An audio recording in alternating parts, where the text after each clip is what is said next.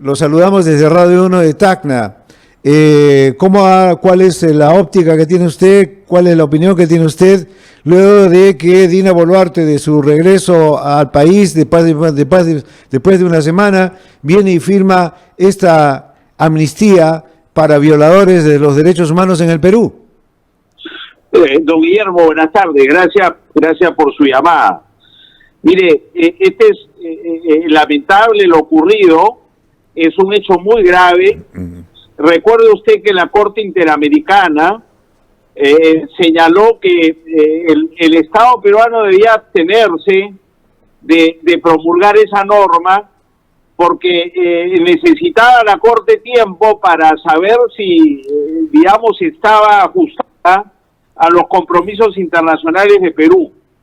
Y convocó a una reunión para el 21 de agosto para conversar sobre el tema con las víctimas y sus abogados y los representantes del Estado peruano. Y la presidenta no ha querido esperar a poder asistir a esa reunión para poder convencer a las autoridades del Sistema Interamericano de Derechos Humanos que esta es una ley que se ajusta a nuestros compromisos internacionales porque no es el caso, ¿no? Se trata de una norma que viola abiertamente lo que manda el Pacto de San José, del cual somos parte por voluntad propia. Entonces, este es un desacato abierto a la Corte, es el cuarto en lo que va el gobierno de la señora Boluarte, y giras en torno a un tema que es muy importante, que es la justicia frente a casos de gravísimas violaciones de derechos humanos que se han mantenido impunes muchos años. Recuerde usted que la norma beneficia a los que ya están condenados, pero también beneficia a quienes están siendo procesados por hechos del pasado, que ha sido muy costoso para la justicia poder digamos, investigarlos y llevarlos adelante porque ha habido poca colaboración de los sucesivos gobiernos y de las autoridades policiales y militares, ¿no? Entonces, digamos, es una cachetada al sistema interamericano y es una cachetada a los peruanos porque nos deja desprotegidos frente a cualquier violación de nuestros derechos, ¿no? Para eso está el sistema interamericano. Si las autoridades nacionales, judiciales sobre todo, no cumplen con hacer justicia, siempre hay la posibilidad de recurrir a un ente supranacional. Pero claro, este Congreso y este gobierno no creen en la independencia judicial, no creen en los derechos humanos y en la democracia, entonces no les importa confrontar con el sistema interamericano. Incluso hay quienes desde el Congreso y el Ejecutivo vienen diciendo que tenemos que salirnos del sistema interamericano. Pero en el discurso que le han dado para que lea, ella, hablando de organismos supranacionales, ha dicho que el Perú es un país soberano, independiente, libre, y nadie puede ordenarnos a subvertir las leyes, y califica la ley dentro del marco jurídico nacional e internacional, Gino. La señora demuestra su profunda ignorancia, porque en la medida en que somos un Estado soberano, decidimos suscribir y ser parte del Pacto de San José. Sí. Y aceptamos la jurisdicción de la Comisión Interamericana de Derechos Humanos y de la Corte, y nos comprometimos a cumplir con sus decisiones. Es más, incorporamos soberanamente en nuestra Constitución un artículo que señala que nuestros compromisos internacionales de derechos humanos tienen rango constitucional. O sea, no son ajenos a nuestro régimen jurídico. Pues la Constitución nos obliga a respetar las decisiones de los tribunales internacionales de derechos humanos como la Corte Interamericana, porque así lo dice la Constitución. Es decir, nosotros voluntariamente hemos reforzado los mecanismos para hacer justicia al incorporarnos al sistema interamericano de derechos humanos. Entonces, no es que nos han obligado. Y claro, si uno siendo parte del sistema aprueba leyes que están reñidas con esas normas, la autoridad correspondiente, en este caso la Corte, tiene que recordárnoslo, ¿no? Y si nos lo recuerda, tenemos que aceptar ese recordatorio y cumplir con esas decisiones, no desacatarlas. Así es. Entonces, claro, no es lo que hacen gobiernos autoritarios, ¿no? Como Venezuela de Maduro, la Nicaragua de los Ortega, o la Cuba de los Castro, ¿no? Que son países que incumplen con sus compromisos internacionales. La señora Boluarte dice que gracias a ella nos salvamos de terminar siendo Cuba, Venezuela y Nicaragua. Pero se olvida que gracias a ella y al Congreso, gracias al pacto que nos gobierna, cada vez más nos parecemos a esos países parias que están aislados internacionalmente, que se mueren de hambre, que no tienen vínculos con el resto del mundo y que no gozan de ninguna libertad, ¿no? Eso es lo que está ocurriendo en el Perú. Y ojalá que el gobierno no tome la decisión de sacarnos, porque eso va a impedir que los peruanos tengamos un recurso adicional cuando se violan nuestros derechos, ¿no? Pero es evidente que eso es lo que el pacto que nos gobierna quisiera, no tener un contrapeso en la justicia supranacional, así como pretende someter a la justicia nacional. Lo que hay acá es un proyecto, Guillermo, como usted bien lo sabe, autoritario y mafioso. Y ese proyecto es contradictorio, ¿no?, con la justicia nacional y la justicia internacional. Por eso es que estamos como estamos. Ahora, Gino Costa, es importante mencionar lo siguiente. La actual fiscal de la Nación se pronunció en contra de esta ley. La actual presidenta del Poder Judicial se pronunció en contra de esta ley. Organismos de derechos humanos en el Perú se pronunciaron en contra de esta ley. Ya sabemos que la Corte Interamericana de Derechos Humanos le dijo al Perú que se abstenga de promulgarla, ¿no es cierto? ¿Y cómo va a quedar la situación de estas instituciones, incluido el informe de la Comisión de la Verdad y Reconciliación, que es una institución creada por el Estado? Que quedamos muy mal, quedamos como le decía Guillermo, como los países que están en rebeldía, ¿no?, del sistema interamericano de derechos humanos, que son las dictaduras de América Latina, Venezuela, Cuba y Nicaragua, y vamos camino a convertirnos en una dictadura, porque ese es el comportamiento. Entonces, el sistema interamericano va a tener que reaccionar, porque este es el cuarto desacato en 3 años y medio de gobierno de la señora Boluarte, y varios incumplimientos de sentencias, pero desacato abierto. Sí. Es decir, la Corte nos dice, no haga usted esto y no indulte al señor Fujimori de esta manera. Si lo quiere indultar, tiene que hacerlo de esta manera, y lo indulte el gobierno como le da la gana, con el apoyo del Tribunal Constitucional y del Congreso. Entonces, ese fue uno de los 4 desacatos. Este es otro. Recuerde usted que la ley que desconoce la imprescriptibilidad de los delitos, que fue en realidad el antecedente a esta segunda ley de amnistía, fue una primera ley de amnistía, no se ha aplicado por la justicia, ¿no? Fue el otro desacato. Entonces, este es el cuarto.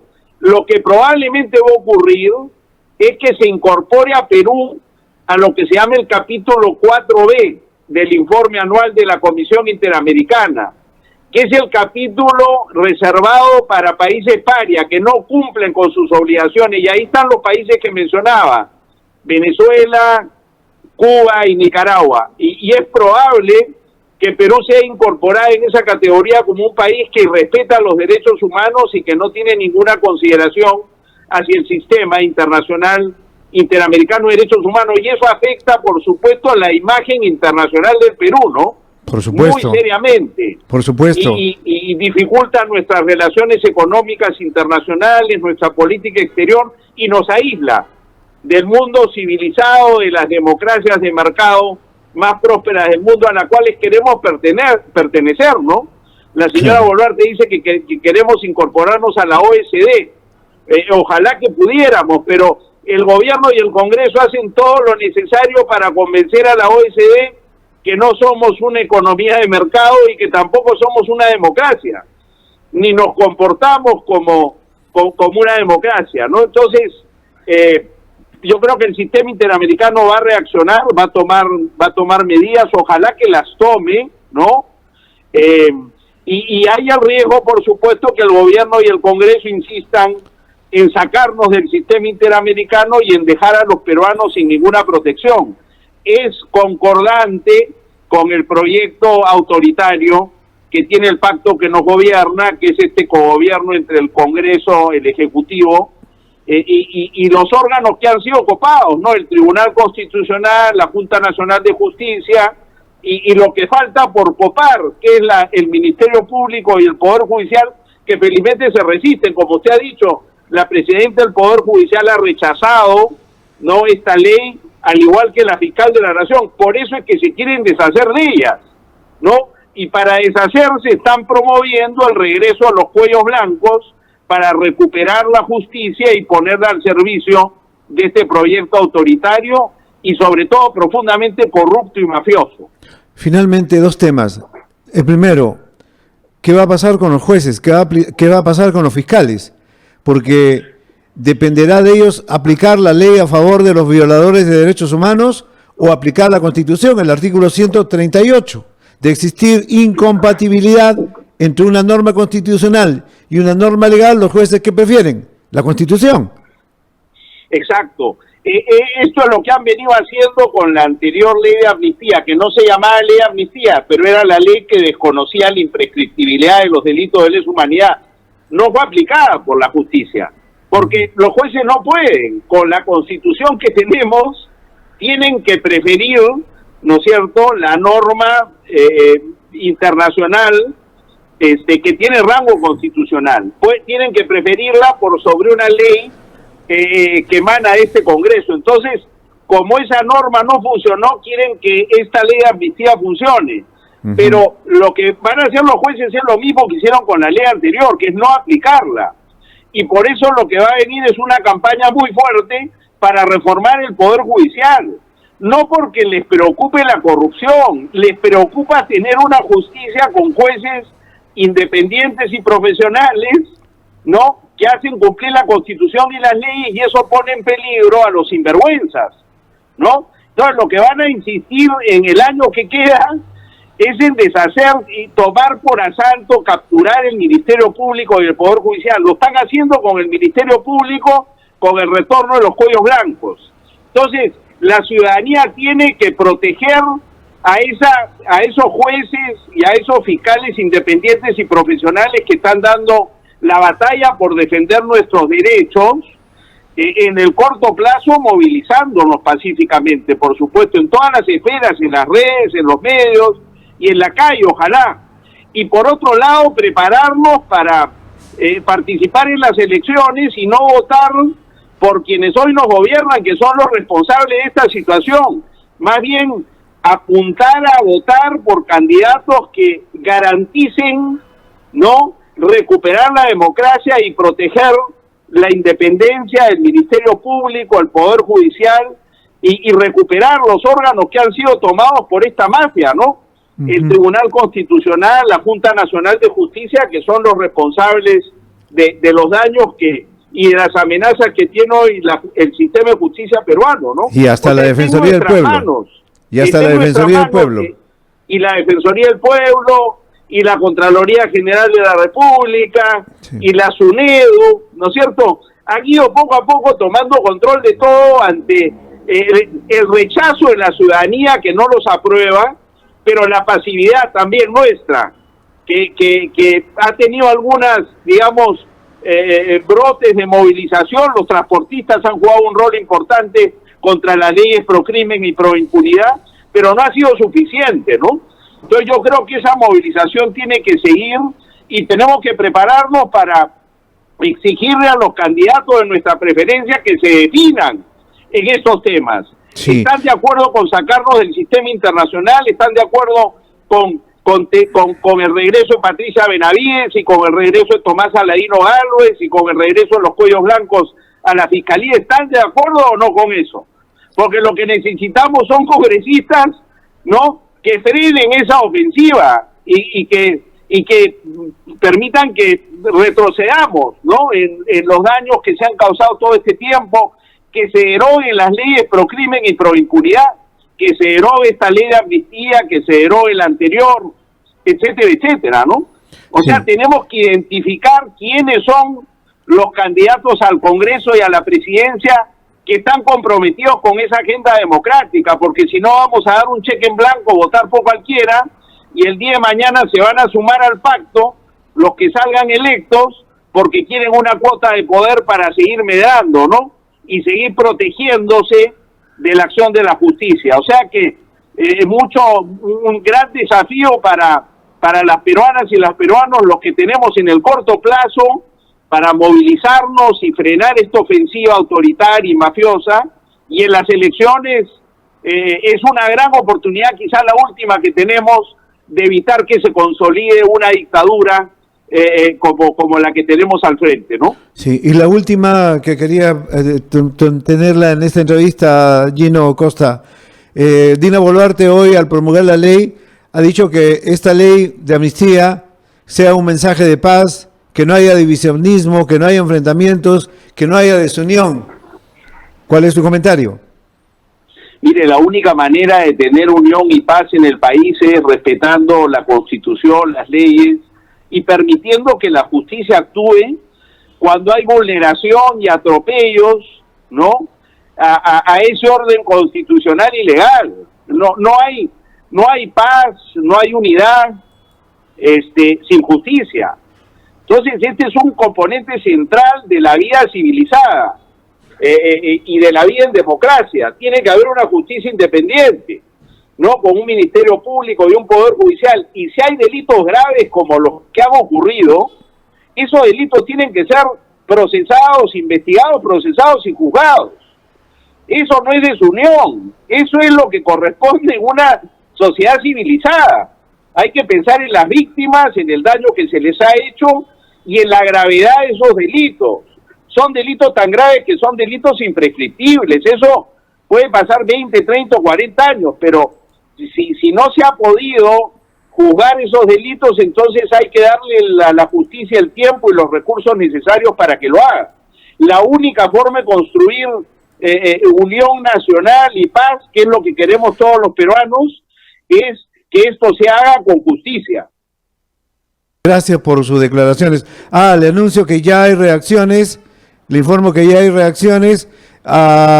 Están declarando duelo nacional y asesinato a la justicia, plantón para hoy día 4:30 de la tarde frente al Palacio de Justicia. Excelente. Ya, esa es la información que nos llega. Gracias, doctor. Gracias a usted, don Guillermo. Gracias. Gino Costa, exministro